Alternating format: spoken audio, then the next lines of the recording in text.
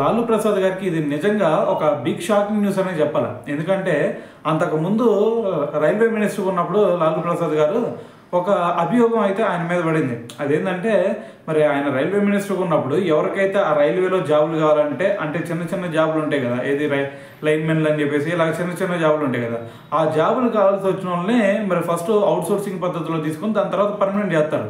మరి ఎవరికైతే ఆ జాబులు కావాలో వాళ్ళు లాలూ ప్రసాద్ గారు వాళ్ళ ఆయన పేరు మీద కానీ లేదంటే వాళ్ళ ఇంట్లో వాళ్ళ పేరు మీద కానీ ఎవరికైతే జాబ్ కావాలో వాళ్ళు వాళ్ళ పొలాలను రాసిచ్చేయాలి.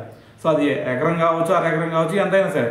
ఏంది పోయి ఎకరం ఎకరాలు రాస్తారా అంటే సో అక్కడ మరీ అంత రేటు ఉండదు. సో ఉంటే మహా అయితే ఒక 50,000 లక్ష రూపాయలు అలా తక్కువ రేట్లో ఉండిద్ది అనమాట, ఎందుకంటే బీహార్లో కదా. సో మరి అలాగా ఆయన పేరు మీద రాసేవాళ్ళు. దాని తర్వాత రాసిన వెంటనే 15 రోజులకి వాళ్ళకి జాబ్ వచ్చేది.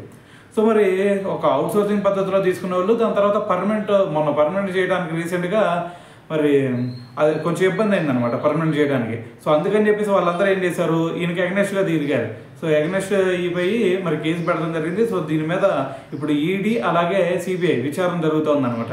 సో మరి ఈ విచారణలో నాకు స్టే కావాలని చెప్పేసి ఆయన ఫస్ట్ హైకోర్టుకి వెళ్తే హైకోర్టు రిజెక్ట్ చేసింది. సో దాని తర్వాత ఇలా కాదని చెప్పేసి మళ్ళీ సుప్రీంకోర్టుకి వెళ్తే లేదు ఫేస్ చేయాల్సిందే తప్పదని చెప్పేసి సుప్రీంకోర్టు కూడా చూడడం జరిగింది అనమాట.